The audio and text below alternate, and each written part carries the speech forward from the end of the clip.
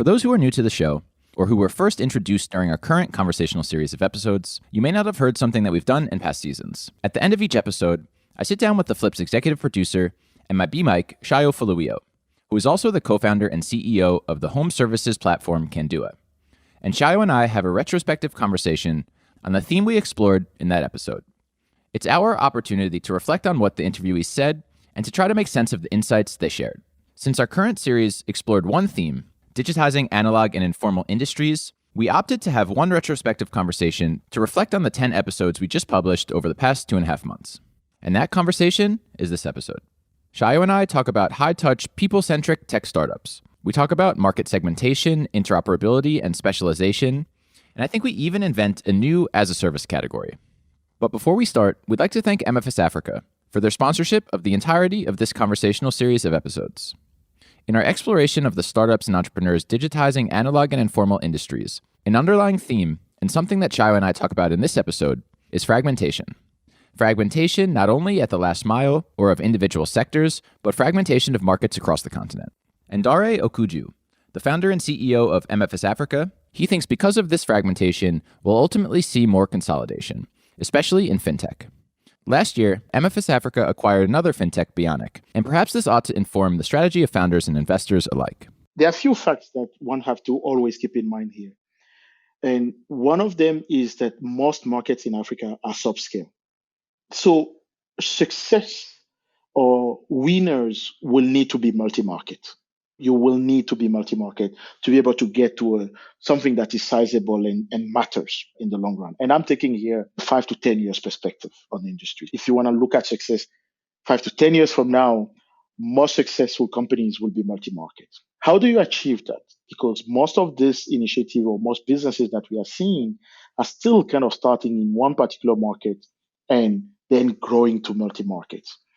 And I think from that perspective, consolidation will play a big role.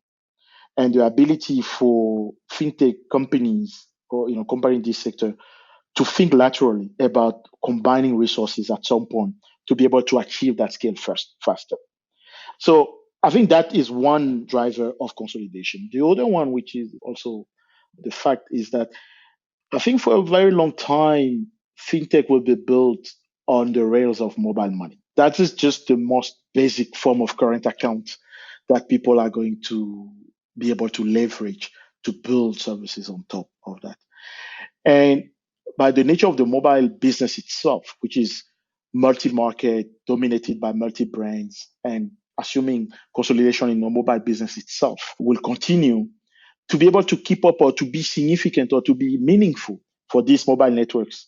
As a partner, you also will need, people will be forced to be multi-market, and people will be forced to go on to achieve scale through that. And acquisition or merger and acquisition will be a great tool to achieve that. So because the founders will also need at some point to create a path toward exit, what we've done now with Bionic will slowly become a template, I think, will slowly become a way of thinking about how to get to an exit if you're in fintech, either a company or an investor at the moment in Africa. Now, without any further ado, here's our series retrospective. You're listening to The Flip, the podcast exploring more contextually relevant stories from entrepreneurs around Africa. So we set out to weave a red thread through all of these episodes, this idea about digitizing informal and analog industries. So I wonder if there's actually some transmutable lessons that we learned or that were exposed across a variety of sectors and businesses and markets that we covered in this episode. I have talking points. Okay. I do think it was interesting how many of the interviewees had people in the delivery of their products. I found that quite interesting, like actual people. There was a lot of people to people stuff, which I thought was interesting and indicative actually of what it takes. I thought about, so we just ran like a training course for artisans. And one of the things that worked really well was this idea of group accountability and all the take-home work. There was like a leaderboard. There was like this peer accountability. And then it's something we see a lot, either with the group savings or with, I can't remember who it was. I think it was the informal retail one, maybe Market Force. And this idea of local community group thing as a tool for product adoption, I just think is interesting that I want to think more about. Well, I think it's actually many things. It's a tool for product adoption. It's also customer service, customer success arm. It's also distribution, Marketforce 360 having Salesforce as a service. And I wonder, it's really interesting in terms of this whole ethos of software is eating the world. We just did a whole season actually about people-heavy, high-touch businesses where the high-touch element is a feature and a critical enabler of that. I guess, again, back to like the know your customer type of thing, having people involved is not something that like cut out the middleman type of thing. It's entirely a feature for the products and the services in question. Yeah, and I dig that a lot.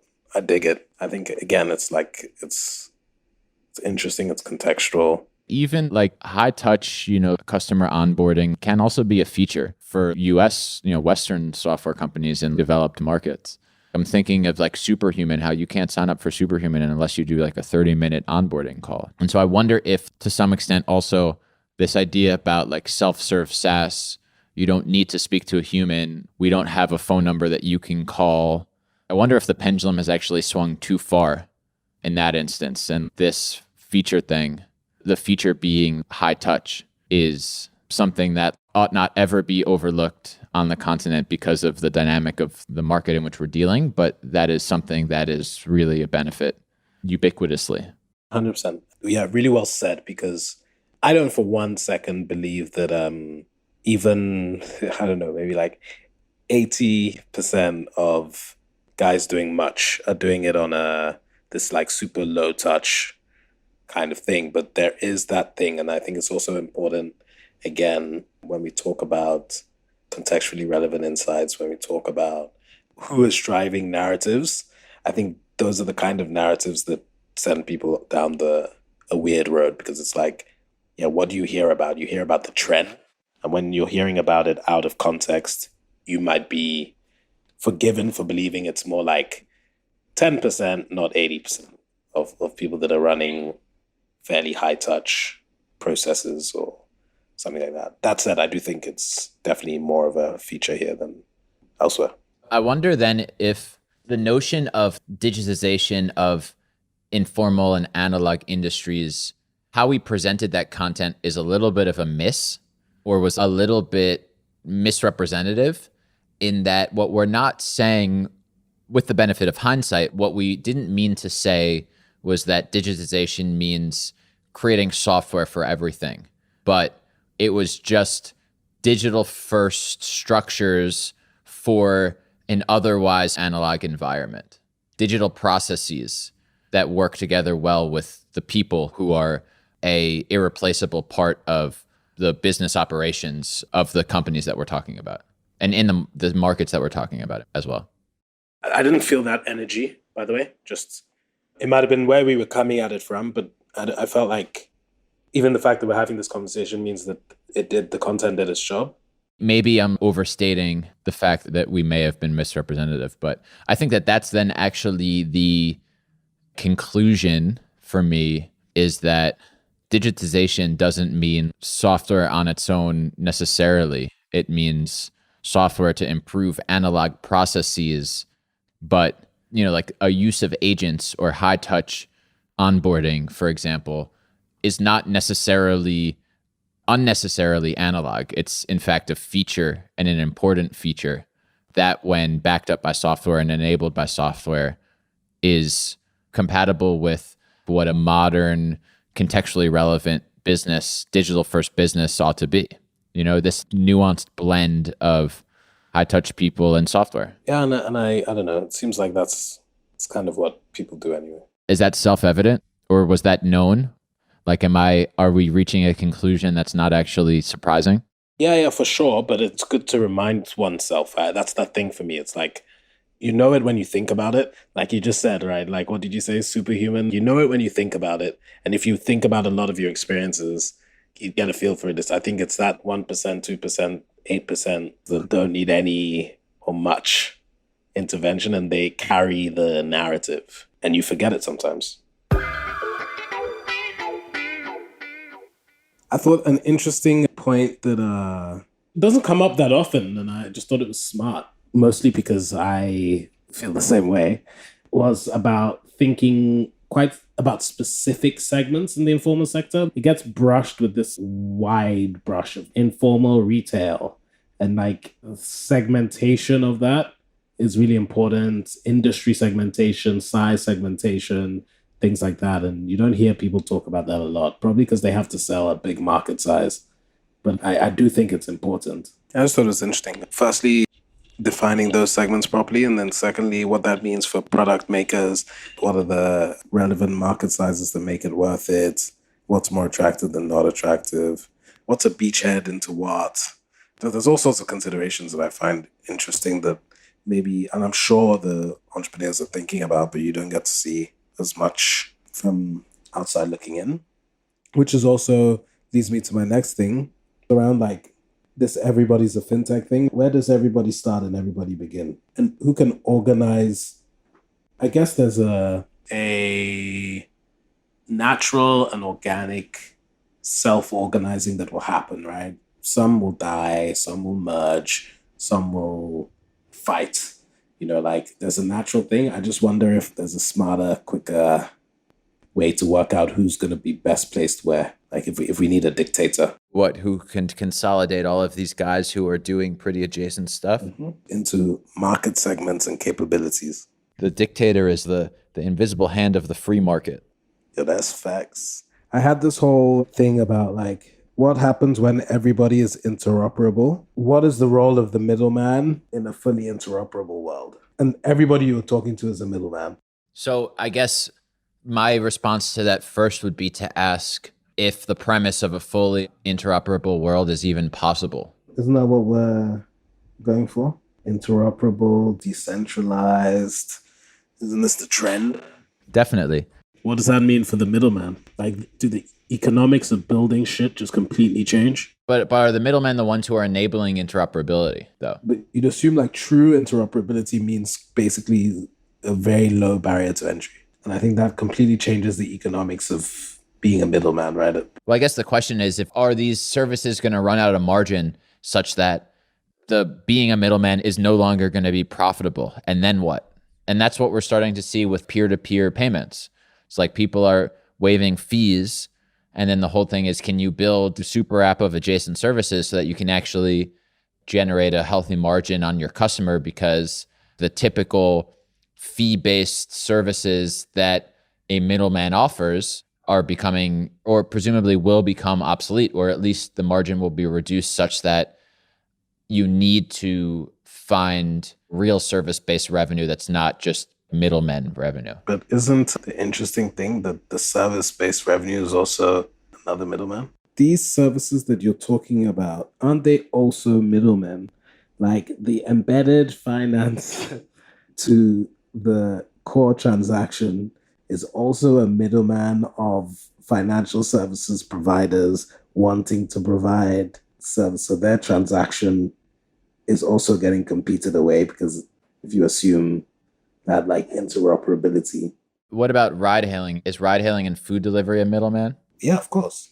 And to be honest, and I think that's where it starts becoming interesting, because in the world of like full interoperability, I think you're talking about a world where if my food is good, everybody tells their friends, they follow my own direct page because they can easily discover me and see what their friends like.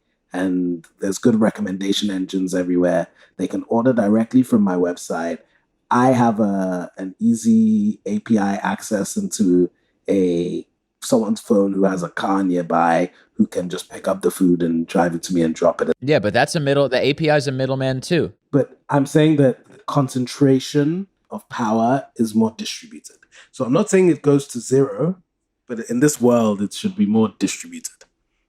And it's just an interesting, and I also think there's actual answers to this question, but it's just an interesting thought experiment that I think I haven't quite got my head around in this world of embedded everything and interoperability and where everybody wants everything in one. What role the middleman plays? Like, where should you be positioning yourself as a founder or company, thinking that that world is going to exist? Well, I guess the question then I actually want to ask you is, in what instances is, in spite of our endeavor for things to be more interoperable and in spite of, a trend towards decentralization, in what instances is a middleman a feature, right? And middlemen as trust and as onboarding. Are you talking about mass? What? Mass? What is that? Middleman as a service? Oh, yeah. Is that a thing? No, but I think what you're saying is just that, I think things get broken down into specific services. So you have an onboarding service, you have a KYC service, you have a this service. Someone said that in the interviews, said you break everything down and then rebundle it. Yeah. So Odun talked about bundling and rebundling, and then Vahid with No Manini also talked about like a core belief being specialization. And so everyone is a specialist at whatever. And then I guess in this case, to continue the theme of middlemen, like those are the middlemen, but they are middlemen because they're providing value. It's almost like, to the point we've talked about before with double-sided marketplaces and platforms, it's like you have to provide a value above and beyond just connecting two ends, or other services and other things that platforms provide beyond just like their core thing. And if you're just being a rent seeker and charging fees as a middleman, that's not middleman as a service, that's middleman as an extractor. So there's a big difference. I think actually the way you said it is nice. I think we're going through an unbundling. It's interesting to see how far that can go. And I actually think quite exciting on the specialization front. I'd really like people to be good at whatever it is they do. And I'd like there to be enough of an opportunity to be really good at stuff, if you know what I mean. I think there's a bunch of people that are really good at specific things that have to do so much other shit. And I like the sound of, or the prospect of people just being really good at what they're really good at. And then what does that mean as a founder or an entrepreneur? Like what are you thinking about and how you position for that? And then there's obviously the question of rebundling, which is also similarly interesting. Like what shape does the rebundling take? Who are the gatekeepers? What role do the current gatekeepers play? Things like that. Is specialization and the ability to be a specialist a function of the amount of completed infrastructure or available infrastructure? Is it a function of market size? Is it a function of a company's relentless focus? What enables one to be a specialist in this context? It's a good question. It's some combination of those things that I'd probably call maturity. It's like, you remember playing sports when you were a kid? You could play like 10 positions. You just run everywhere. It wasn't that serious. And as you grow older and everybody gets better, and obviously everybody becomes more mature and understands the game more and the context of the game, etc., etc., you specialize. You start realizing that if I spend my time on the left wing using my pace and I have a good team around me who can, my striker can score, there's someone going to be at the end of my crosses. It's better for all of us. Yeah. Ecosystem building is a team sport. That's a bar, bro. That reminded me of, I don't know if you've ever read the book Range. You always tell me to read it, but I haven't read it yet. Really good book. But they say also that the most successful people in sports and in music and whatever else were generalists to start, and then ultimately they specialized, and what made them good was their generalist experience. And so if we extrapolate that to ecosystems, a lot of these companies early on are starting as generalists, but as they mature and as the ecosystem matures, they then are enabled to be specialists, and hopefully they'll be better specialists because they had to be generalists previously. Yep, I'm with that. I like the sound of that.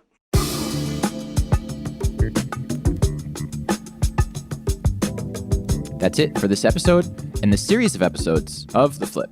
We're hard at work on our next season, and until then, we'll still be publishing written content, including long-form essays in our weekly bite-sized newsletter, The Flip Notes. So be sure to follow us on social media at The Flip Africa and subscribe to the newsletter at theflip.africa. Thanks as always for listening, and we'll see you soon.